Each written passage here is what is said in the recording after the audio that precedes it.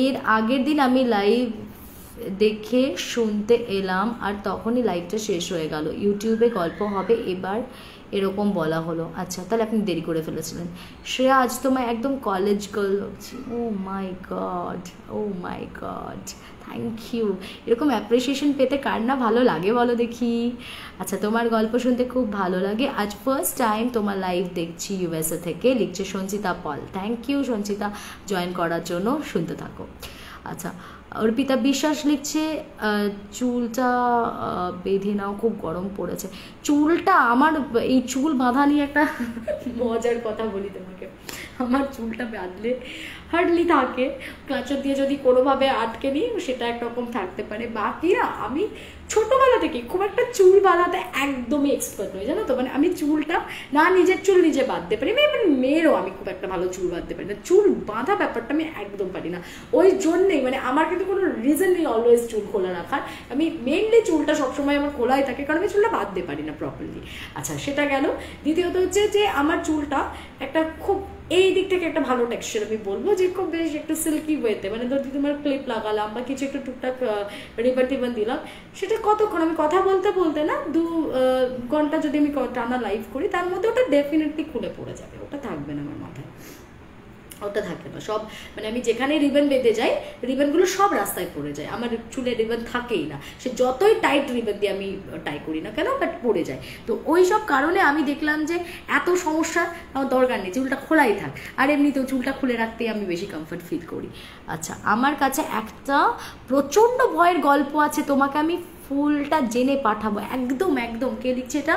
সায়ন্তিকা ব্যানার্জি। 8240840618, এটা আমার number. I repeat, 8240840618, এই নাম্বারটাতে তোমরা যারা আমাকে স্টোরি সেন্ড করতে চাও, আমাকে স্টোরি সেন্ড করতে পারো। আগে তোমরা আমাকে হোয়াটসঅ্যাপ করবে, আমি একটা টাইম ফিক্স করে নেবো, and then you can start. Okay, আমরা ফোনেও কথা বলে নিতে পারি, বা তুমি টেক্সট করে দিতে পারো, আমাকে ভয়েস পাঠিয়ে দিতে পারো। আচ্ছা, আমার চুল বাঁধতে ভালো লাগে না, আমারও ভালো লাগে না চুল বাঁধতে। আচ্ছা, খুব ভালো লাগছে, গল্পটা ভয়ের ছিল। গৌরী সেন লিখছে থ্যাংক ইউ আন্টি। পাপিয়া, এই পাপিয়া, তোমার গল্পটা আজকে বলবো। হ্যাঁ, আচ্ছা, তোমার গল্পটা সেকেন্ড চ্যানেলে বলবো, ওইটা আমার বেশ ইন্টারেস্টিং লেগেছে ওই ফ্যাক্টটা, তো ওটা বলবো। আচ্ছা, শয়তানের উপাসক নামে যে গল্পটা আপলোড করেছিলে সেটা কি ইউটিউব থেকে ডিলিট হয়ে গেছে? পাচ্ছি না তো। না না না না, কেন ডিলিট হয়নি তো, আচ্ছা এখনও, আমি তাহলে তোকে লিঙ্কটা পাঠিয়ে দেবো। আচ্ছা, ফার্স্ট গল্পটা মিস করে গেছো, হ্যাঁ আবার শুনে নিও পরে। একদিন ছানাদের নিয়ে, একদিন ছানাদের নিয়ে লাইভ করো, ওদের সাথে কথা বলবো। বেশ, ঠিক আছে, একদিন ওদেরকে নিয়ে লাইভে আসবো। আচ্ছা, এবার আমি গেলাম আমার নেক্সট স্টোরিতে। তো এবার আমি যে গল্পটা বলবো, এটা আমাকে পাঠিয়েছে হচ্ছে ব্রিটিজম। আমি যেহেতু এটা ওর পারিবারিক ম্যাটার, ওর ডিটেলসটাও খুব একটা দিচ্ছি না, এবং কার গল্প না গল্প আমি কারোর নাম টাম কিছু মেনশন না করেই স্টোরিটা বলছি। ওর মানে এক দিদির, ওর এক কাজিন সিস্টারের রিসেন্টলি ডিভোর্স হয়ে গেছে। ডিভোর্স হয়েছে মানে একদম জাস্ট নতুনই বিয়ে হয়েছিল, নতুন বিয়ের পরপরই দুজনে সেপারেট হয়ে গেল। তো কেন, সেটাই আমি এখন এক্সপ্লেন করব। সেটা কি মারাত্মক ঘটনাটা শোনো। তো ওর মেজদি ভাইয়ের কথা আমি বলছি। ওরা হচ্ছে 3 বোন, বড়দি ভাই, মেজদি ভাই আর ছোটদি ভাই, মানে 3 বোন ওরা পরপর। তো বড়দিরও বিয়ে হয়নি, ও লাভ ম্যারেজ করেছে, মানে মেজদির একটা ছেলের সাথে মানে খুব ভালো টার্মস বিল্ড হয়, এবং তারপরে ওরা ডিসাইড করে যে আমরা বিয়ে করে নেব। তো মেজদি একটু ইচ্ছাও ছিল, তো যার জন্য বড়দির তখনও বিয়ে হয়নি, মেজদির কিন্তু বিয়ে হয়ে গেছে। তো বিয়ে হলো ওর 2017 নভেম্বরে।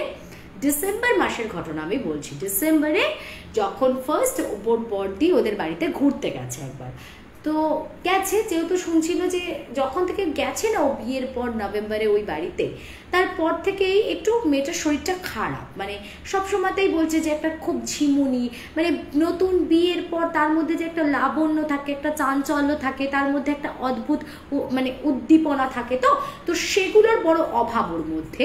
ও ভীষণ সবসময় যেন মন মরা হয়ে পড়ে রয়েছে, ওর তখন কিছু ভালো লাগছে না। সবসময় যখনই ওর বাবা মা দিদিরা ফোন করছে তখনই লাইক আমার ভালো লাগছে না, তোরা একটু আয় না, একটুখানি এলে আমার একটুখানি সুরাহা হয়। ও শ্বশুর শাশুড়ি আলাদা থাকতো, তো যার জন্য ছেলেটির সাথে ও একাই এই বাড়িটাতে থাকতো, দুটো মানে একটা 2 BHK সেটআপে, আর একতলা বোধহয় ছিল, কেউ ভাড়া টাড়া থাকতো, দোতলাতে ওরা থাকতো, আর ওপরটা হচ্ছে ছাদ। এবার বলছি তোমাকে যে ধরো তুমি দোতলাতে উঠছো, দোতলাতে উঠে দোতলা দিয়ে যখন টার্নটা নিয়ে এবার আড়াইতলার যে ল্যান্ডিংটা পড়ে, মানে 3 তলার ছাদে ওঠার আগে যে ল্যান্ডিংটা পড়ে, সেই ল্যান্ডিং থেকে স্ট্রেট যে দোতলার যে ল্যান্ডিংটা দেখা যাচ্ছে না, ওই সামনেটাতে একটা খুব বড় ওদের মিরর লাগানো ছিল। দেখবে মানে যেখানে এসে ওয়ালটার ধাক্কা খাচ্ছে সেই ওয়ালটাতে একটা খুব বড় সেই লম্বা মিররগুলো হয়, ওরকম একটা বড় লম্বা মিরর ছিল ওইখানে। তো ওর বর্দি যেদিনকে ফার্স্ট টাইম ওই বাড়িতে গেছে, সেদিনকে সকালবেলা গেছে, যখন ডাইনিংয়ে বসেছে, ডাইনিংয়ের ঠিক পাশেই হচ্ছে তোমার ওই সিঁড়িটা উঠে যাচ্ছে, মানে ডাইনিংটা চলে যাচ্ছে ডান হাতে আর বাঁ হাত দিয়ে তোমার সিঁড়িটা উঠে যাচ্ছে। তো ডাইনিংয়ে তুমি যদি বসে আছো তো ওই যে আড়াইতলা যে ল্যান্ডিংটা সেটা ডাইনিং থেকে ডাইরেক্ট দেখা যাচ্ছে, মোটামুটি দেখা যাচ্ছে, ভেতর দিকে ঢুকে গেলে দেখা যাবে না, কিন্তু বাইরের দিকে করে হলে দেখা যাচ্ছে। তো ও দিদি বসেছে, তো মেজদি এসে একটু জল শরবত যা হয় আর কি, বাড়িতে কেউ এলে প্রথমেই তাকে একটুখানি তো একটু কমফর্ট দিতে হবে, তো তাকে জল মিষ্টি টিষ্টি অফার করেছে। তো দিদি খাবে কি, ও দিদি খেতে খেতে বারবার খালি মনে হচ্ছে না যে ওই ল্যান্ডিংটাতে উপরে কেউ একটা দাঁড়িয়ে আছে, তো কি হচ্ছে ব্যাপারটা বুঝতে পারছে না, খালি মনে হচ্ছে যেন সাট করে কিছু সরে যাচ্ছে। তো উনি কি করলেন, আস্তে আস্তে উঠে একটু বাইরেটায় গেল, গিয়ে দেখলো যে কিছু আছে, তো ওখানে কিছু দেখতে পেলো না কাউকে। যখন ঘুরে গিয়ে নামছে তখন না ঠিক ওই মিররটাতে মনে হলো যেন পরিষ্কার একটা কিছু, মানে মুখ চোখ পুরো বাঁধা কিছু দিয়ে আর কি, এরকম কিছু একটা যেন সেট করে সরে গেল। এক্স্যাক্টলি কি পড়ে আছে টোড়ে আছে অত তখন বুঝতে পারিনি, জাস্ট মনে হলো পুরো মুখটা একদম বাঁধা কিছু দিয়ে, হ্যাঁ, আর একটু খালি মনে হয়েছিল যে বড় বড় নখ দেখতে পেয়েছে, এরকম কিছু একটা ক্রিয়েচার হট করে যেন সরে গেল। তো যাই হোক, এইটা তো গেল সকালবেলা, ওর একটুখানি অদ্ভুতই লাগলো যে এরকম একটা বাড়িতে এসে কোনোদিন তো কখনো কারোর বাড়িতে গিয়ে এরকম অড ফিল হয়নি, তো হঠাৎ একটা নতুন বোনের বাড়িতে ঘুরতে এসে এরকম একটা ফিলিংস কেন আসবে বা কেন হলো। তো যাই হোক, ও ম্যাটারটাকে ওখানে ক্লোজ করে দেয়, কিছু বলে উনি ওদেরকে। এরপর সন্ধেবেলা মেজদির শরীরটা খুব খারাপ করছে, মানে ও তখন উঠতেই পারছে না বিছানা থেকে। তো বড়দি বলছে তুই ছেড়ে দে, যখন আমি আছি তো আজকে আমি রুটি করে নিচ্ছি, তুই এখানে রেস্ট কর। তো ওদের ডাইনিংয়ের সাথে ওপেন কিচেনটা, তো মেজদি ওখানে রুটি করছে ওপেন কিচেনে, মানে মেজদি শুয়ে আছে বিছানাতে, আর তার সাথে মানে উনি তো ঘরে শুয়ে আছেন, ওই বাইরের ডাইনিংয়ের সাথে যে লাগোয়া তোমার ওপেন কিচেনটা, ওখানে বড়দি রুটি করছে। উনি যতক্ষণ রুটিটা ভাজছে খালি মনে হচ্ছে না কেউ যেন ওই ওপরের ল্যান্ডিং থেকে টুকি মারছে পালিয়ে যাচ্ছে। তো ওনার একটা হয় না খুব একটা কেমন লাগছে, একটা ক্রিপি ফিল, যে এরকম কি লাগছে, কেন মানে এরকম কে করছে, আর বাড়িতে কোনো না বাচ্চা কাচ্চা আছে না কেউ এরকম বদমাইশি করবে, ওপরে ছাদে তালাও দেওয়া, তো কি করছে, এরকম কে করবে। তো উনি কি করেছেন, উনি না ওইখানে ওই একদম তোমার বাইরে যেখান থেকে সিঁড়িটা উঠে যাচ্ছে একটা টিমটিমে আলো ছিল, মানে একটু লো পাওয়ারের একটা আলো ছিল, তো ওই বাল্বটা উনি জ্বালিয়েছেন, জ্বালিয়ে উনি সিঁড়ির ওপরে ওই ছাদের দিকে 2-4 পা উঠেছেন, উঠে ল্যান্ডিংটাতে ভালো করে ঝুঁকে দেখছেন, উনি কিন্তু খুব সাহসী, দেখছেন যে কেউ আছে কিনা, কাউকে দেখতে পায়নি। যখন ঘুরে নামতে যাবে এরকম সোজা তাকিয়েছে, ওই যে বড় লম্বা মিররটা ছিল ওই মিররটার মধ্যে দেখছে ধরো এরকম একটা ক্রিয়েচার, মানে যার হাত দুটো পুরো এরকমভাবে ঘুরে রয়েছে, আর তার বড় বড় নখ, মানে নখযুক্ত, হ্যাঁ, এরকম পুরো এইরকম লম্বা লম্বা নেলসগুলো, আর এরকমভাবে হাত দুটো পুরো এইভাবে বেঁকে ঘুরে রয়েছে। সম্ভবত তার পা দুটো পুরো ঘোরানো, হ্যাঁ সম্ভবত তার পা দুটোও পুরো ঘোরানো, এবং জিনিসটা না হয় না এক একজন দেখবে একটু এরকম লেংড়ে হাঁটে না, ওরকম যেন মনে হচ্ছে জিনিসটা ওপরের মানে উনি তখন নেমে গেছেন, প্রায় অনেকগুলো সিঁড়ি আছে, মাঝখানে গ্যাপ আছে, আর উনি তখন লাস্টের ধাপটাতে ধরো দাঁড়িয়ে আছে, মিররে দেখতে পাচ্ছে ওপরের ধাপটা থেকে যেন মনে হচ্ছে এরকম লেংড়ে পা টেনে টেনে একটা দুটো করে কেউ নামার চেষ্টা করছে। ওটা দেখে উনি এতটাই ভয় পেয়েছেন, মানে চিৎকার করে উনি দৌড়ে ঘরের মধ্যে এসে মেজদিকে বলছে যে এই তোদের বাড়িতে কি আছে। তখন বলছে বাড়িতে কি থাকবে দিদিভাই, কিছুই তো নেই, আমি তো কখনো কিছু অনুভব করিনি। তো তখন বলছে যে না তোদের বাড়িতে কিছু গন্ডগোল আছে, এই জন্য তোরা তো শরীর খারাপ হচ্ছে, মনে হয় কিছু একটা খারাপ কিছু আছে এই বাড়িতে। তো তখন বলছে তো কি বলছো, এক্ষুনি এটা যদি শুনতে পাই, মানে ওর হাজব্যান্ডের কথা বলছে, ও এক্ষুনি এটা নিয়ে রাগারাগি করবে, বলবে তোমার দিদি একদিনের জন্য বাড়িতে এসে কি সব বলছে, তো এরকম বলিস না। তখন বলছে না আমি এতটা তো ভুল দেখবো না, যাই হোক, তো বড়দিন একদম ভালো লাগছিল না, মানে ওই বাড়িটাতে একদম নেগেটিভ একটা ভাইবস আসছিল।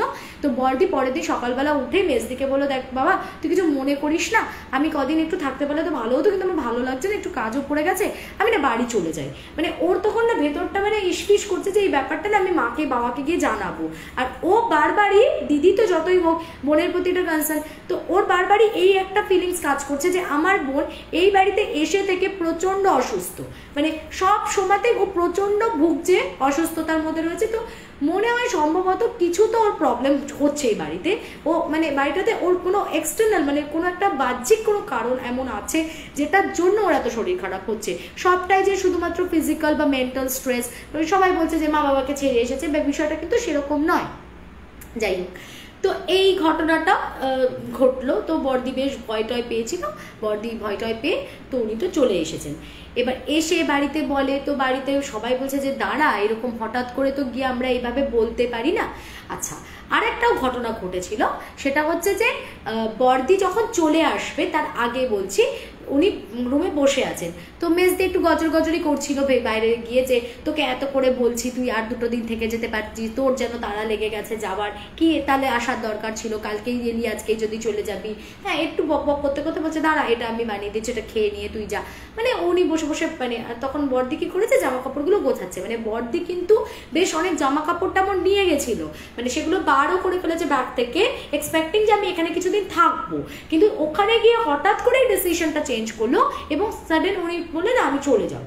তো ব্যাগটা যখন গোছাচ্ছে, এবার ধরো বাড়িটা যদি এল শেপের হয়, একটা যদি কোনো একটা উইং এর কার্নিশে বা ধরো তোমার একদম লাস্ট এজ অফ যদি ওই তোমার ছাদের পাঁচিলটাতে কেউ বসে থাকে, তাহলে সেটার একটা রিফ্লেকশন যদি এল শেপ ধরি, তাহলে আনাদার যে উইংটা আছে সেই উইংয়ে ধরো পরপর প্যারালালি যে রুমগুলো, সেই রুমের একটা রুমের জানলাটাতে ডায়াগোনালি সেটা রিফ্লেকশন পড়তে পারবে। বুঝতে পারছি, মানে বোঝাতে পারছি আমি হোয়াট আই মিন, যে ধরো একটা সাইডের এল শেপ যদি হয় বাড়িটার, তাহলে ধরো একটা পোর্শনের লাস্ট এজে যদি ছাদের ওপরে কেউ বসে থাকে, তার পাঁচিলের উপরে বসা ওই রিফ্লেকশনটা আরেকটা যে উইং আছে ওই আলাদা সাইডটাতে, তো সেখানকার বাইরের দিকে যে জানলা, কাঁচের জানলাগুলো খোলা থাকে আমাদের ঘরের মধ্যে থেকে, তো সেই জানলার উপরে তার একটা রিফ্লেকশন পড়তে পারে। তো বড়দি যে রুমটাতে বসে জামা কাপড়টা গোছাচ্ছে, গোছাতে গোছাতে বড়দির বারবার চোখটা গেছে ওই জানলাটার দিকে।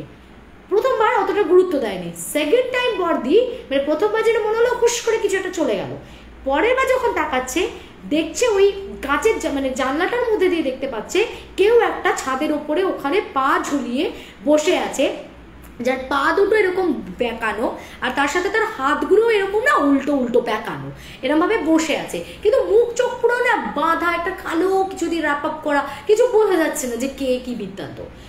তো ওটা দেখেও বড়দি ভীষণ ভয় পেয়েছিল, সঙ্গে সঙ্গে মেজদিকে ডাকে। এবার মেজদিকে ডেকে যখন জানলাটার ভেতর দিয়ে দেখাচ্ছে, বলছে ওই দেখতে পাচ্ছিস, তখনও মেজদি কিন্তু দেখতে পাচ্ছে। মেজদি বলছে হ্যাঁ বুঝতে পারছি, তো কেউ ওটা বসে আছে না, কিন্তু ছাদে কে থাকবে, ছাদের তো তালা দেওয়া, চল তো। দুজনে মিলে ছাদে গেছে, ছাদে গিয়ে যখন চেক করছে ছাদে কিন্তু কেউ নেই, আবার যখন ছাদে তালা দিয়ে নেমে এসেছে তখন ঠিক ওইখানে ওই রিফ্লেকশনটা পড়ছে। তো দুজনেই বেশ ভয় পায়। তো মেজদি বলছে যে দাদা আমি আজকে ও এলে কথা বলবো। তো যথারীতি যখন এসছে দাদাকে বলেছে, তো দাদা তো এটা নিয়ে প্রচন্ড রিয়াক্ট করছে, তোমাদের যত ভ্রান্ত ধারণা, ভুলভাল কথাবার্তা, যত পাগলের প্রলাপ, এইসব বাদ দাও, কিচ্ছু হয়নি। তো বড়দি বাড়ি গেছে, তো বড়দি বাড়ি গেছে কিন্তু মনে না স্বস্তি পাচ্ছে না, আর তাছাড়া মেজদির শরীরটাও খুব খারাপ হয়ে যাচ্ছে, খুবই খারাপ হয়ে যাচ্ছে। তো তখন আবার ও ওরকম ফোন করে বলছে ছর্দি আয় না, তুই আয় না। তো বড়দি একটু ভয় পাচ্ছে দেখে ছর্দি বললো মা আমি তাহলে এক কাজ করি, আমি তাহলে গিয়ে কদিন দিদির সাথে থেকে আসি, নাহলে ও তো একা পারছে না সবটা ম্যানেজ করতে।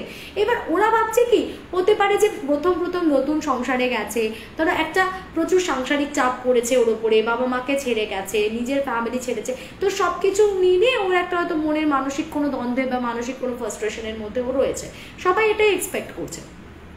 যথারীতি ও গেছে, এবার ছর্দি যখন গেছে, ছর্দি বলছে ও শুয়ে আছে, তার পাশে ওই মেজদি শুয়েছে, আর ছোটদা মানে ওই যে দাদাভাই মানে যে ছিল আর কি ওর হাজবেন্ড, সে পাশের ঘরে শুয়েছে। হঠাৎ করে ছর্দি না মানে প্রচন্ড জোরে চিৎকার করে উঠে বসলো, উঠে বসে বলছে আরে বাপরে আমার পিঠটা জ্বলে যাচ্ছে, পিঠটা জ্বলে যাচ্ছে, দেখতো দেখতো। ও যখন ওর টপটা যখন তুলেছে দেখছে যে পুরো পিঠের মধ্যে না এরকম ক্রিস ক্রস করে তিনটে নখের দাগ, এবং পুরো পিঠটা জুড়ে ক্রিস ক্রস। এবার আরো মারাত্মক যেটা, পায়ের একটা পোর্শন পুরো এরকম ভাবে না খাবলানো, মানে পুরো মানে ক্ষত হয়ে যায় না, অনেক সময় দেখবে মাংস বেরিয়ে আসে, ওরকম পায়ের একটা জায়গাতে এরকম খাবলানো মাংস বেরিয়ে আসা। ওটা দেখে ছর্দি পুরো চিৎকার করে উঠেছে, বলছে এটা তোর পায়ে কি হয়েছে? অথচ কি অদ্ভুত ব্যাপার, ওর কিন্তু কোনো সেন্স নেই। মানে মেজদির যে পা থেকে যদি কেন মাংস খুবলে যায়, কারো যদি কেটে যায়, তাতেই তো চিরচির করে, জ্বালা করে, ব্যথা করে। ওর পা থেকে মাংসটা খুবলে গেছে, ওর কোনো সেন্সই নেই। ও কিন্তু ওর মতন মানে জাস্ট ক্যাজুয়ালি ঘুমোচ্ছিল।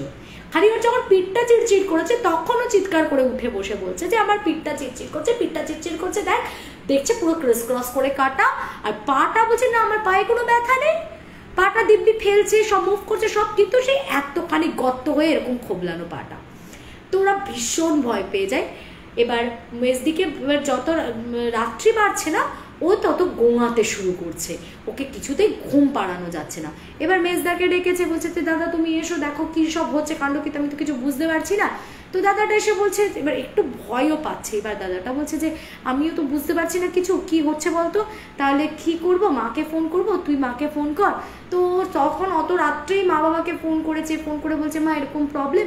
তো কাকু আর কাকিমা বলছে তাহলে শোনো, যখন এতটাই শরীর খারাপ হচ্ছে, কি হচ্ছে তো বুঝতে পারছি না, একটা কাজ করি, আমরা তাহলে কালকে সকালে গাড়ি পাঠিয়ে দিচ্ছি, তুই ওকে নিয়ে চলে আয় এখানে।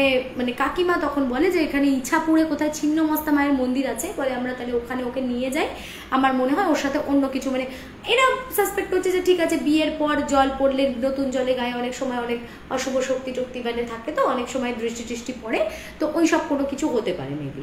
তো ভেবে যাই হোক বলছে যে তাহলে তুই গাড়িতে করে ওকে নিয়ে চলে আসবি। এবার নিয়ে যাবে কি, ও তো সারা রাত ওই মেয়ে গোঙাচ্ছে, আর হঠাৎ করে একটা নাম জপার মতন বলতে শুরু করলো, শিরিন। সমানে বলছে শিরিন। তো এবার যথারীতি ছর্দি বলছে এই শিরিন কে, কার নাম করছিস তুই, কি বলছিস, কে রে শিরিন কে, কি বলছিস? ও কোনো কথার উত্তর দিচ্ছে না, শুধু নিজের মধ্যে গুমড়ে গোঙাচ্ছে, আর সমানে একটাই নাম মেনশন করছে, শিরিন। তো সঙ্গে সঙ্গে এবার ছর্দি একটু ইন্টেলিজেন্ট, তো ও দাদার দিকে তাকিয়ে বলছে দাদা শিরিনটা কে গো, তুমি চেনো কাউকে, তোমাদের বাড়ির কেউ? তো দাদাটা না কোনো উত্তর দিল না, মানে হ্যাঁ ও না কোনো সদুত্তর দিল না। তো কে শিরিন বোঝা যাচ্ছে না, তো শিরিন করলো খানিকক্ষণ, দিয়ে ওর ওরকম ফেন্ট হয়ে যাচ্ছে, ওরকম শিরিন ছাড়া আর কিছু বলছে না। গাড়ি পাঠিয়ে দেওয়া হয়েছিল, ওকে গাড়িতে করে কোনোভাবে গাড়িতে তুলে নিয়ে ছর্দি নিয়ে চলে আসে বাড়িতে। তো ওকে তখন ওইখানে ছিন্নমস্তার মন্দিরে ওই ইছাপুরে নিয়ে যাওয়া হয়।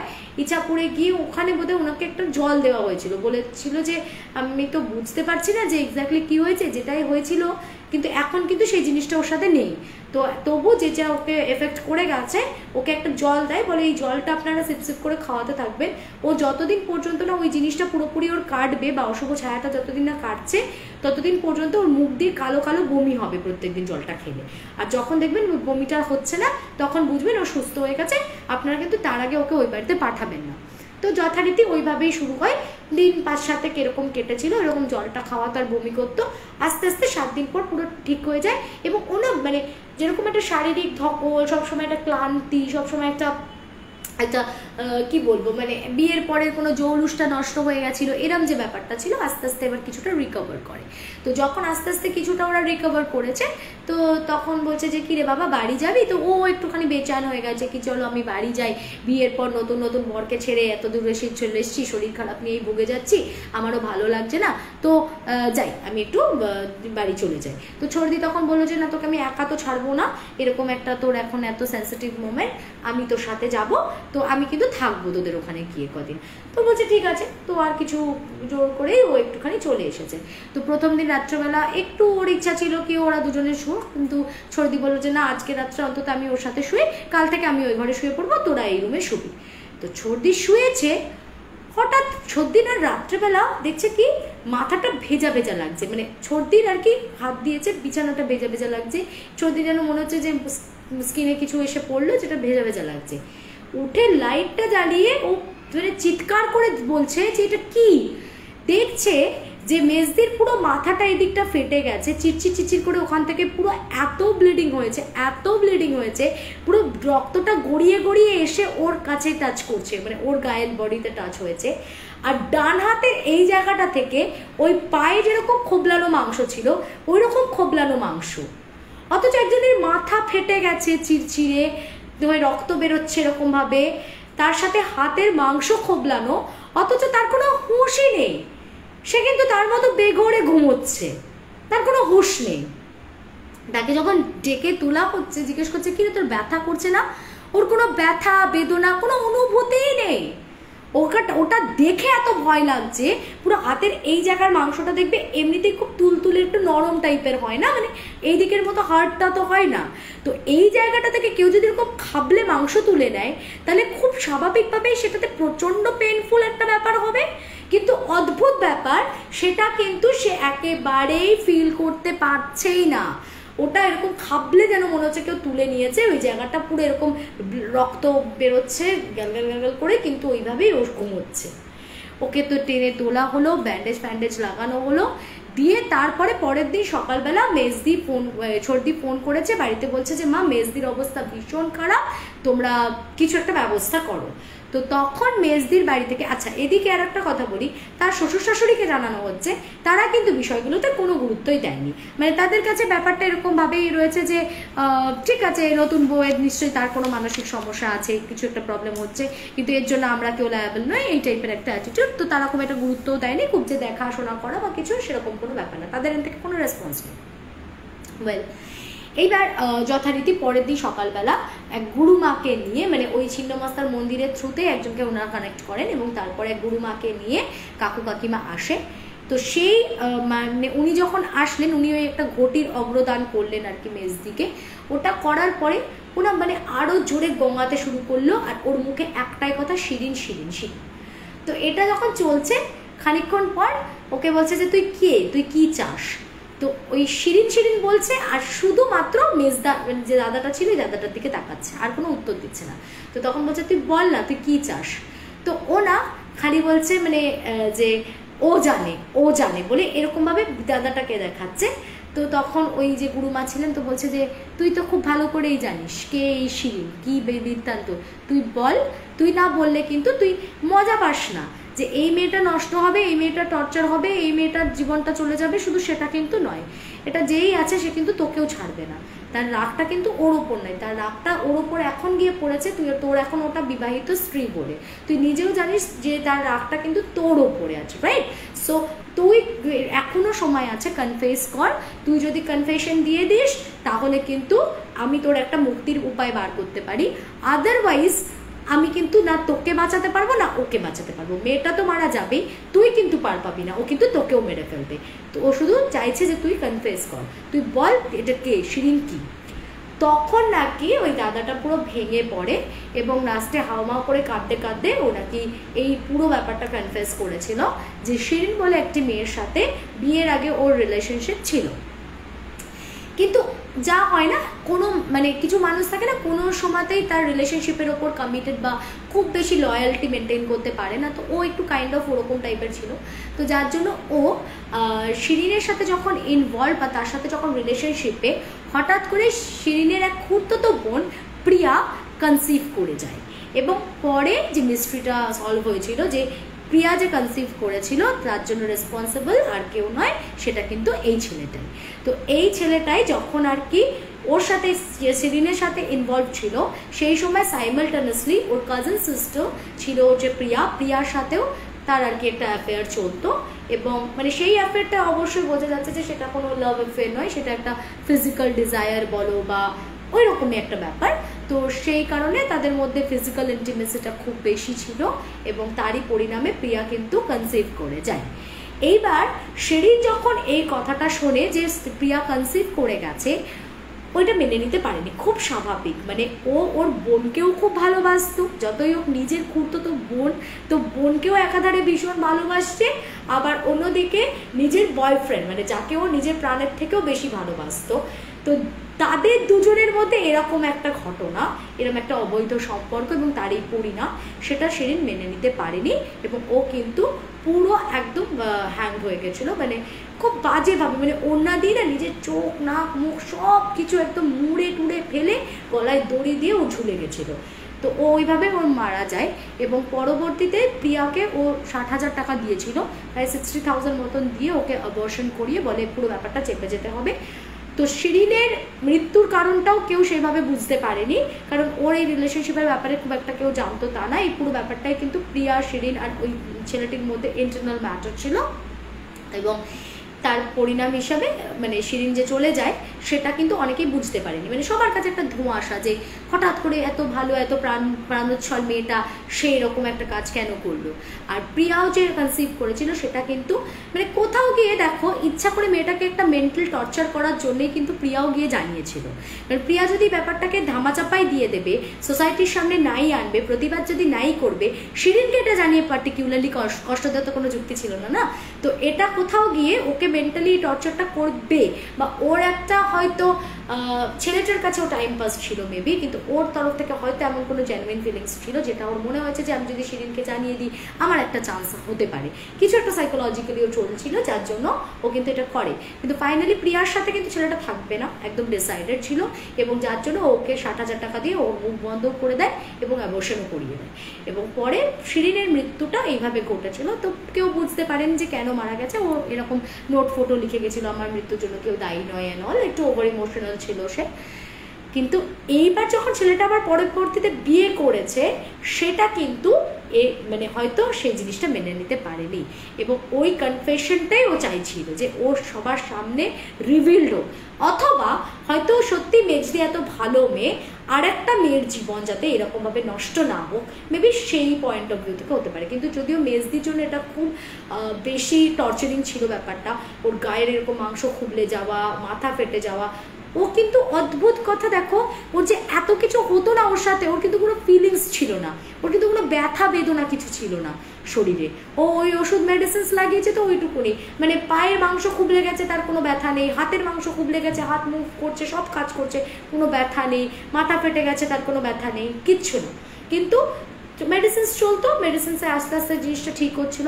তো পুরো ব্যাপারটা যখন রিভিল হলো সবাই জানতে পারলো, আর কোনো প্রশ্নই ওঠে না যে এমন কিছু এমনিতেও খুব বেশি দিনের বিয়ে বৈবাহিক সম্পর্ক ওদের ছিল না। এটা ধরো নভেম্বর আর ডিসেম্বরের ঘটনা, এটা ঘটলো 2017-তে। তো তারপরে কাকু আর কাকিমা মেজদিকে নিয়ে ওখান থেকে চলে আসে, তারপরে বোধহয় মাস 6-এর মধ্যে ওদের একটা মিউচুয়ালি আন্ডারস্ট্যান্ডিং হয় এবং তারপর ডিভোর্স হয়ে যায়। তো এই ছিল হচ্ছে ওর মেজদির খুব ভয়ানক একটা ডিভোর্সের কাহিনী। বলছে সবাই ভাবে এগুলো হয়তো বানানো কথা, কিন্তু একটাও বানানো কথা না, এই এক্স্যাক্টলি এই ঘটনাটাই ঘটেছিল। মানে ওর কিন্তু আর কোনো রিজন নেই, অনেকে ভাবে হয়তো অ্যাডজাস্ট করতে পারেনি বা কিছু অমুক তমুক, এখন হয়তো উল্টোপাল্টা এই সমস্ত বলে এটাকে এস্টাবলিশ করছে, বাট নট দ্যাট। ছেলেটা কিন্তু প্রথম হয়তো বিয়ে হয়েছিল বলে ওর সাথে প্রচণ্ড প্যাম্পার করতো, ওকে ভীষণ ভালোবাসতো, ওর সঙ্গে এমন একটা প্রেজেন্ট করতো যে ওকে ছাড়া বাঁচতে পারবে না। ওর সাথে ওর কিন্তু কোনো রকম মানে নিজেদের মধ্যে ইন্টারনাল কোনো প্রবলেম তখনও পর্যন্ত অন্তত স্টার্ট হয়নি, কিন্তু এই শিরিন এসেই সবটা গণ্ডগোল করে দিয়েছিল।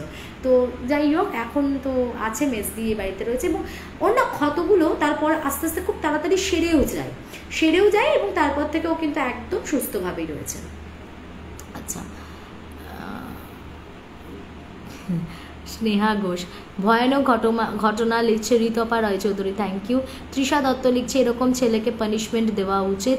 আচ্ছা, মেজদি এত কিছুর পরেও কি রিলেশনশিপ থেকে গেছিলেন?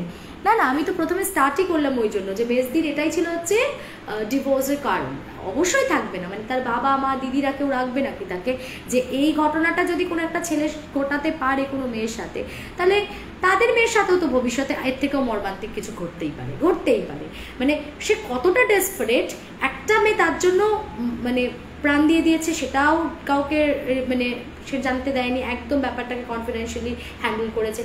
আচ্ছা, আরেকটা মেয়ে তার জন্য প্রেগনেন্ট ছিল, তো তাকেও টাকা পয়সা দিয়ে মুখ বন্ধ করে তার সাথেও কিন্তু রিলেশন কন্টিনিউ করেনি, তাকেও ছেড়ে দিয়েছে। তো সেই ছেলেটার এই ফ্যাক্টটা জানার পরে কোন মেয়ে থাকবে তার সাথে? স্বাভাবিকভাবেই আর কোনো থাকার প্রশ্নই ওঠে না আর কি। আচ্ছা, মাধবী দাস লিখছে খুব সুন্দর লাগছে, সুতপা দে লিখছে খুবই মর্মান্তিক। আচ্ছা, হেয়ারটা গ্রো করেছে তোমার, লিখছে দেবশ্রী রয়। হ্যাঁ, আমার হেয়ারটা গ্রো তো করবেই, হেয়ার তো সবারই গ্রো করে, এক জায়গায় থোড়ি না দাঁড়িয়ে থাকবে। I am missing my long hair days. তো আমি আবার খুব এক্সাইটেড যে আবার কতদিনে আমার সে এতটা চুলটা হয়ে যাবে, হয়ে যাবে বলো? মানে আমার ভাইয়ের বিয়ের আগে তো ডেফিনেটলি হয়ে যাবে। আর আমি তো আমার ভাইয়ের বিয়ের আগে আর চুলটা কাটছি না, আমার এখন মজাই মজা। মানে মাঘে সম্ভবত আমার একদম চাইল্ডহুড ফ্রেন্ড, মানে আমার সব থেকে ছোটোবেলার বন্ধু, মানে লঙ্গোটিয়া ফ্রেন্ড ছিলাম আমরা। ও এখন প্রথমে ব্যাঙ্ক অফ ইন্ডিয়াতে জব করতো, তারপরে এখনও ব্যাঙ্ক অফ ইন্ডিয়া ছেড়ে রিসেন্ট পোস্টেলে জয়েন করেছে, বিক্রম। তো ওর সাথে আমার মানে আমাকে আর ওকে, আমাদের দুজনের মা লেবুতলা পার্কে মানে সন্তোষ মিত্র স্কোয়ারে প্রত্যেকদিন বিকেলবেলা দুটো প্যারাম্বুলেটরে করে, দুটো না মানে একটাই প্যারাম্বুলেটরের মধ্যে আমাদের দুজনকে পাশাপাশি শুয়ে নিয়ে রোজ মা আর কাকিমা ঘুরতে যেত। তো ওই তারপরে একসাথে প্রত্যেকদিন ভাত মেখে রাত্রেবেলা আমার মা দুজনকে খাইয়ে দিত, নাহলে কাকিমা দুজনকে খাইয়ে দিত, মানে এরকম ব্যাপার আর কি। তো আমরা প্রচণ্ড ক্লোজ উইথ ইচ আদার।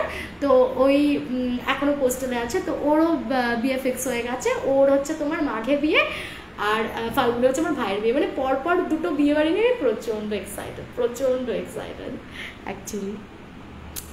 গল্পটা খুব ভালো লাগলো, থ্যাংক ইউ। আচ্ছা, তবে নানা রকমের ড্রেসিং স্টাইল দেখতে পাবো, কি মজা। হ্যাঁ, তা কিন্তু পাবে বিয়েতে। আমি তো না, আমার কি বলে ভাইয়ের বিয়েতে আমি খুব একটা এক্সপেরিমেন্টাল ড্রেসে যাবো না। ভাইয়ের বিয়েতে আমি হচ্ছি বড় ননদ, বুঝেছো? বড় ননদ আমি, একমাত্র বড় ওই বৌদির থেকে, ঠিক আছে? বাকি সব আমার যে বাকি বোনেরা আছে সব ছোটো ছোটো বাচ্চা, ওরা হচ্ছে সব ছোটো ননদ। আমি একমাত্র হচ্ছি কী বলে না, বাংলাদেশে আমাকে একটা বলেছিল, আমরা আসাম থেকে যারা বলে ননাস বলে, আমি হচ্ছে একমাত্র দিদি ভাই বলে ডাকবেও আমাকে। আর বড় ননদের মতন একটুখানি আমি সাবেকি স্টাইলে কিছু সাজার প্ল্যান করছি, যে যাতে আমাকে দেখে সেই ফিলটা আসে। আমাকে তো দেখলে এমনিতে কেউ পাত্তা দেয় না, সবার তো আমাকে দেখে এখনও মনে হয় আমি সেই ছোট্ট কলেজের বাচ্চা, কিন্তু সেটা তো নই, আমি তো বড় হয়ে গেছি। সেটা তো আমাকে এস্টাবলিশ করতে হবে, সেটা আমি সেজে গুজে সাবেকি স্টাইলের একটা ঘরানায় সাজবো, যাতে আমাকে দেখলে বেশ একটু বড় বড় ফিল আসে, আমার বেশ বড় ননদ টাইপের ফিলিংস আসবে। আমার খুব এক্সাইটিং লাগছে তার জন্য। আচ্ছা, না আমার মাসির ছেলেরও কোনো দিদি নেই, আর আমারও কোনো ভাই নেই, আমরা সবাই সিঙ্গেল, আমার সিঙ্গেল চাইল্ড। মানে আমাদের যেহেতু কোনো নিজেদের সিবলিংস নেই, তো অবভিয়াস ব্যাপার, আমরা কাজিনদের মধ্যে আর সিবলিংয়ের মধ্যে কোনো ডিফারেন্সই ফিল করতে পারি না, and we are very close actually. আচ্ছা, তোমাকে দারুণ লাগছে যে কোনো সাজেই। কিন্তু না, ভাইয়ের বিয়ে বলে কথা, সেটা তো রায়বাঘিনী ননদিনী একদম।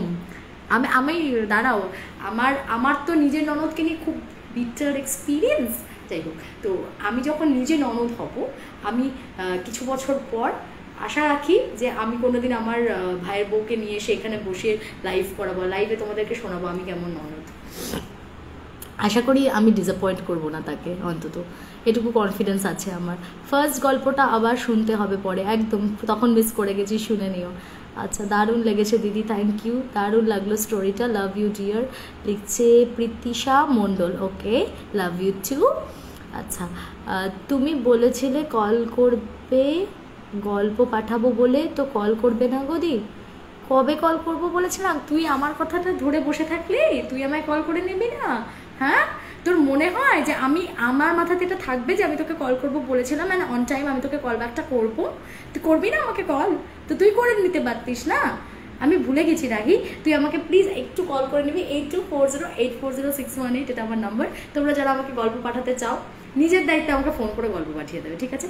আমি যদি ওইরকম ফ্লোতে হয়তো বলেও দিলাম, আচ্ছা তুই একটু রাও, আমি করছি কলটা, সেটা ফাইনালি হয়তো করে নেবো। আমি সবসময় রিংব্যাক, মিসড কল থাকলে আমি রিংব্যাকটা করে নিই, কিন্তু ধর আমি বললাম যে কল করে নেবো, কিন্তু তারপরে আর টাইম মতো যখন কলটা পাচ্ছিস না, তখন তুই আমাকে কল করবি। কল না করলে আমি কিন্তু কল ব্যাক করবো না, আমি ভুলে যাই, মাথা থেকে বেরিয়ে যায় আমার। আচ্ছা, এমনি ভালো লাগবে তোমাকে, দারুণ গল্পটা, থ্যাংক ইউ। আমি তো তোমাকে দেখতেই থাকি, সুকন্যা মণ্ডল। আচ্ছা, কত সুন্দর, বা এত অ্যাপ্রিসিয়েশন পেলে কান্না ভালো লাগে। তুমি কাউকে ডিসঅ্যাপয়েন্ট করতেই পারো না, কে বলেছে আমি ডিসঅ্যাপয়েন্ট করতে পারি না? এই দেখ, আজকে হচ্ছে সানডে, তো আমার লাস্ট 2-3 উইকস ধরে আমি একটা অদ্ভুত জিনিস দেখছি যে আমার শাশুড়ি মা খুব unfortunately 2nd and 4th Saturday করে ধপাস করে পড়ে যাচ্ছেন, ওনার জ্বর আসছে, আর প্রত্যেক ফ্রাইডে করে শুভেন্দু বাড়ি চলে যাচ্ছে।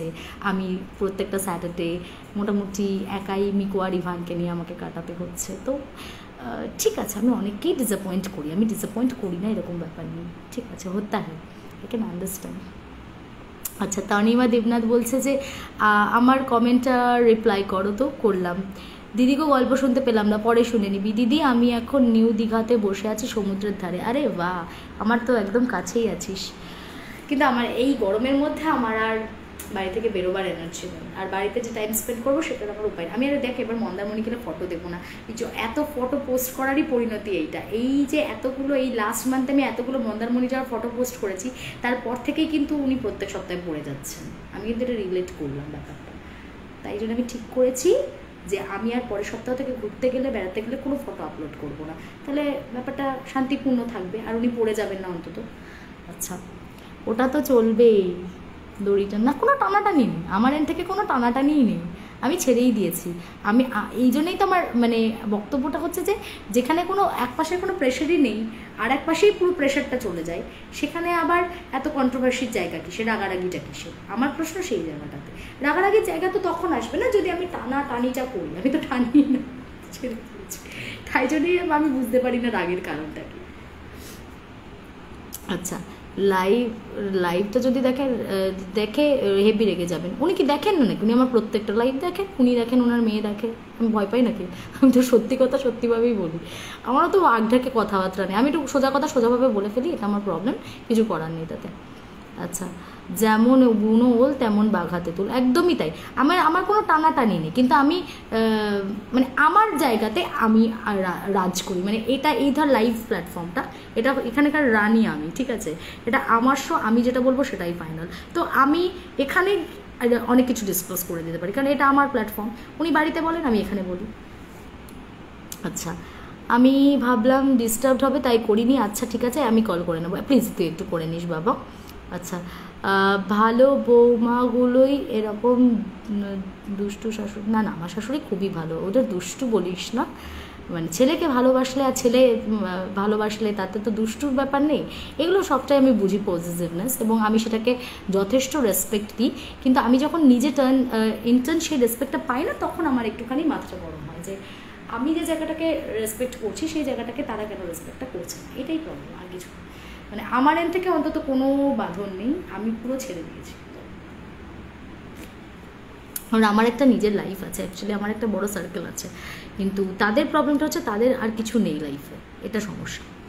আচ্ছা, আমি কিন্তু খুব ভালো শাশুড়ি, বৌমাই বলে করো কেন ব্যাপারে থাকি না, কাউকে বিরক্ত করি না। না, আজকাল 90% শাশুড়ি ভীষণ মডার্ন হয়ে গেছে, আমি দেখেছি অনেকের ক্ষেত্রে, মানে হালে কালে এরকম স্যাম্পলগুলো চলে আসে, বাট আদারওয়াইজ এখন মানুষ এত আপডেটেড হয়ে গেছে, বিশেষ করে কী বলবো, শহরাঞ্চল কেন শুধু বলবো, গ্রামাঞ্চলে আমি দেখেছি, মানে তারা বুঝে গেছে যে কোন জায়গাটাতে আমাকে কোন রেস্ট্রিকশনটা রাখতে হবে, তাহলে আমার শান্তিটা থাকবে ঘরের মধ্যে, না? তো সেই ব্যাপারগুলো খুব অল্প বিস্তর কিছু মানুষের মধ্যেই সমস্যাগুলো এখনও আছে, আদারওয়াইজ মোটামুটি সবাই এখন বেশ আন্ডারস্ট্যান্ডিং। তো আমার সাথে অ্যাডজাস্ট না করার মানে কোনো কারণ আমি দেখতেই পাই না, তো জানি না মানে, কিন্তু আমি তো মানে এটাই আজ অব্দি অনুধাবন করে উঠতে পারলাম না যে আমার ফলটা কোথায়, সেটা আমার একটা মানে খুব ফাঁকা জায়গা, যে আমাকে তো বুঝতে হবে যে আমারকে নিয়ে প্রবলেমটা কোথায়। তো বললে একটাই কথা আমি শুনি যে তুমি খুব হিংসুটে। আচ্ছা, আমার একটা পয়েন্ট খুব ক্ল্যারিফাই করে তোমাদেরকে বলছি, ধরো আমি খুব হিংসুটে, আমি ভীষণ হিংসা করি একটা মানুষকে, ভীষণ হিংসা করছি, কিন্তু তার প্রতি কোনো দায়িত্ব কর্তব্য, পুরো বাড়ির entire maintenance A to Z সমস্ত কিছু, সব কিছু কিন্তু একদম মানে যেটা করা সেটা করছি, আমরা দায়িত্ব নিয়ে করছি। আর এরপর যদি আমি বাড়ি বসে মনের মধ্যে বসে বসে হিংসেও করি, আমি কিছু বলছিও না, মুখে কথাও বাড়াচ্ছি না, না তার সাথে আমি কিছু বলতে যাচ্ছি, তাহলে প্রবলেমটা কোথায়? এটা তো কোনো প্রবলেম হলো না, একটা জাস্টিফাইড রিজন তো লাগবে আমার উপর রাগ করার জন্য। হিংসা যদি আমি মনে মনে বসে বসে করি, তাতে কী গেল? করি না, আমি হিংসা করছি, মনের মধ্যে বসে বসে হিংসা করছি, তাতে সমস্যাটা কোথায়? যদি আমি ধরেও নিই আমি খুব হিংসুটে, তাই না? তো আমার প্রবলেম এটাই যে আমি এটা বুঝে উঠতেই পারি না, আমাকে নিয়ে প্রবলেমটা কী, সেটাই বুঝতে পারি না বলে আমার প্রবলেম এটা। আচ্ছা, তোমার লাইভ দেখে সত্যি খুব ভালো লাগে। হ্যাঁ, কেন বলো তো? এটা একটা কারণ আছে, আমার লাইভটার সাথে আমি একটা অত্যন্ত সাধারণ ঘরের একটা এমন ওয়াইফ যার সাথে তোমাদের 90% মেয়েদের একই রকমের প্রবলেমস, একই ধরনের সিচুয়েশনস, একই ধরনের চিন্তা ভাবনা, সমস্ত কিছুকে খুব ভালোভাবে কানেক্ট করতে পারো তোমরা। Relatable, highly relatable. আমি খুব হাইলি রিলেটেবল বলে তোমরা আমার লাইফটাকে এনজয় করো, আর কিছু নয়। আমি তোমাকে সারাদিন এত দেখি, আমার বর বলে আমি পাগল হয়ে যাব তিনি পুত পুত করে। আচ্ছা ঠিক আছে, চলো আমি এবার এখান থেকে ক্রস করছি, ঠিক আছে। আমি মনের কথা বুঝে যাই, হ্যাঁ ওরা মনের কথা বুঝে যায়, ওরা মনের কথা বুঝে যায়। এবং তারপর মানে আমি কিছু কথা একদমই ডিসক্লোজ করাটা উচিত নয়, তাই জন্য করবো না, কিন্তু এটা সত্যি যে আমি নিজের এর থেকে ভীষণ ক্ল্যারিফাইড, জানিস তো। মানে আমি নিজের একটা কোনো দায়িত্ব কর্তব্য কোনো কিছু নেই, মানে উইথ প্রুফ আমি দেখিয়ে দিতে পারবো যে আমি প্রত্যেকটা জায়গায় একদম টু দি পয়েন্ট দায়িত্ব পালন করি, A to Z করি। মানে সেটা হয়তো পুরোটাই ফাইন্যান্সিয়ালি, আর ফিজিক্যালি যেটা করার কথা সেটা আমার কাছে অপশন নেই, কারণ তারা আমার ফিজিক্যাল সার্ভিসটা অ্যাকসেপ্ট করতে চাইছে না বা পারছে না, সেটা আমার সাথে থাকতে চাইছে না, সেটা তাদের সমস্যা। হ্যাঁ, বাট ফাইন্যান্সিয়ালি পুরো ফুল ব্যাকআপটা আমরা যতটা পারি পুরোটা দেওয়া থাকে। তো আমি আর কি করতে পারি, আমার তার কিছু করার নেই। এবার যদি মনে মনে কেউ যদি ভেবে বসে থাকে যে আমি খুব হিংসুটে, আমি হিংসা করব, গালে হাত দিয়ে ভাবুক আমি হিংসুটে, আমি হিংসা করে কী করবো? কোনো ব্যাপার যদি এসে কেন হিংসা করে, না আমাকে দেখতে সুন্দর তাই হিংসা করে, আমার গায়ের রং ফর্সা তাই হিংসা করে, আমি কী বলবো? এগুলো কোনো যুক্তি আছে? যুক্তি নেই। আচ্ছা, তোমার নিজের টুকটাক এক্সপিরিয়েন্স হয়ে গেলে গল্প পড়া বা শোনার সময়, বিকজ কিছু গল্প শোনার সময় আমাদের হয়। হ্যাঁ আমি তো বলেছি, আমি আর আজকে রিপিট করছি না, কিন্তু আমি বলেছি আমার এরকম সময় দাও সবাই সব বুঝবে না। আমার অত আর এনার্জি নেই, জানিস তো, আমার আর কাউকে বোঝাবার এনার্জি নেই। এবারে আমি আমার রাস্তা দেখবো, দাঁড়ানো। আমি একটা সব থেকে হাসির মজার কথা, অনেকে আমাকে জিজ্ঞেস করে তুমি এত সব কিছুকে পোস্ট করো কেন, মানে এই যে পাবলিকলি তুমি এত পোস্ট করো, আমি কেন করো? তো আমার মানে মাদার ইন লয়ের একটা অভ্যেস আছে, মানে উনি বরাবরই এটা বিয়ের পর থেকে করে আসছেন, যে সবসময় একটা নাকে কান্না ব্যাপার। তার ছেলে আমাকে বিয়ে করে ভীষণ কষ্টে আছে, ঠিক আছে। তো এখানেও আমি চলে আসার পর আমার পাশের বাড়ির এক রিলেটিভ, মানে রিলেটিভ না নেইবার বলবো, উনি এক নেইবারকে বলছেন যে আমার ছেলেটা এত দুঃখে আছে, এত কষ্টে আছে। সে পাশের বাড়ি কাকিমাটা আমাকে ফোন করে বলছে আমি না আর বলেই ফেললাম, যেন তো রেসিস্ট করতে পারলাম না, কালকেই তো আপনার বৌমা স্টেটাস চেক করলাম মন্দারমণিতে গিয়ে সুইমিং পুলে লাফাচ্ছে, কোথায় দুঃখে আছে, কোথায় কষ্টে আছে বুঝতে পারছি না তো দেখে। তো হতে পারে যে এটাই মেন রিজন, যে কত দুঃখে কত কষ্টে আছে সেটা দেখুক তারা আর কি, দ্যাটস ইট। আচ্ছা হ্যাঁ, দায়িত্ব পালন করো বা না করো, দোষ না করলেও সব দোষ। আসলে কি বলবো, তোমার শাশুড়ির পছন্দ দেখেই বৌমা, তাহলে তোমার সব কিছু ওনার ভালো লাগতো।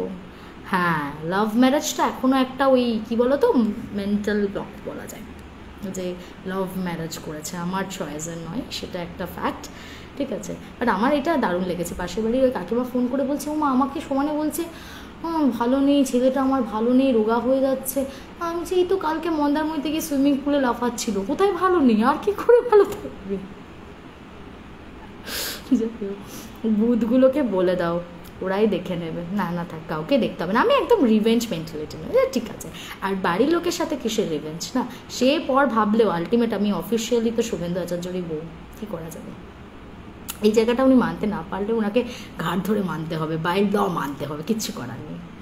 আচ্ছা, আমিও তোমার মতো ভুক্তভোগী, আমি প্রচণ্ড সাংঘাতিক ভুক্তভোগী। আমার জায়গায় আমার যা পেশেন্স, 90% আজকালকার দিনের মেয়ে কোনো সংসার করতো না, চলে যেত।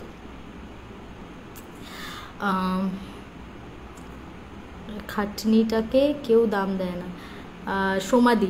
আচ্ছা, এই টপিকগুলো নিয়ে আমি তাহলে একদিনে আলাদা করে লাইভে আসবো। হ্যাঁ, আমার তাহলে এই কথাগুলো দিয়ে আমি যদি আলোচনা শুরু করি অনেক অনেক লম্বা আলোচনা হয়ে যাবে, তার থেকে চলো আজকে আমরা একটুখানি গল্প করে দিই, ঠিক আছে। মানে গল্প মানে ভূতের গল্পে চলে যায়। কে লিখেছে? আগুন, আগুন নন্দিনী লিখেছে। এইটা আমি ঘাড়ে ধরে স্বীকার করি, কে আমায় মারলো কে না মারলো, আমাকে এখনও কোর্ট মানে, ঠিক আছে। আর কারো বাবার ক্ষমতা নেই আমাকে এই জায়গাটা থেকে সরাবে। তো বেসিক্যালি আমি কাউকে পাত্তা দিই না, ওই জন্যই পাত্তা দিই না। যে আমাকে মারলো মারলো, ভালোবাসলো বাসলো, না বাসলো, নিজের কর্তব্যে অনড়, আর বাই কোর্ট আই অ্যাম। তো আমার আর কিছু যায় আসে না। হ্যাঁ হ্যাঁ, মানে এইটা একটা যে লিখেছো, কে লিখেছে? শুভেন্দুদা তোমাকে সাপোর্ট করে না, হাজব্যান্ড যে একদম পুরোপুরিভাবে আমার সাপোর্টে থাকে সবসময়, এটা কী করে বলবো, সে পরিষ্কার করে আমাকে অনেক কথাই জানিয়ে দিয়েছে যে তার প্রায়োরিটি লিস্টে অবশ্যই মা আগে। তো সেটা আমার সেটা নিয়ে কোনো সমস্যা নেই। তারপরে তার বোন আছে, সেটা নিয়েও আমার কোনো সমস্যা নেই। আমি থাকলেই হলো, অন্তত লিস্টের মধ্যে নামটা থাকলেই হলো, আমার অত দায় পড়ে না। আচ্ছা, সত্যি বাবা অনেক লম্বা কনভারসেশন, এক্স্যাক্টলি অত কনভারসেশন এখন শুরু করলে আমি শেষ করতে পারবো না।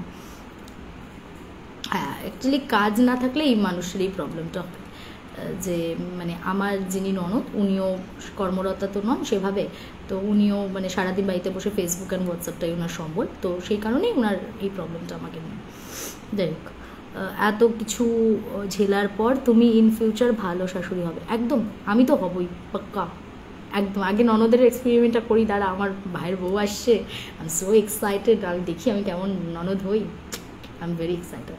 ওকে, তো একদম ঠিক। আচ্ছা চলো আর গল্প করবো না, অন্যদিন গল্প করবো, আজকে আমি যাই পালাই, ঠিক আছে? অন্যদিন এমনি গল্প করবো, আর আজকে আপাতত ভূতের গল্প বলি। চলো দাঁড়া, চলো ইউটিউবে দেখা হচ্ছে।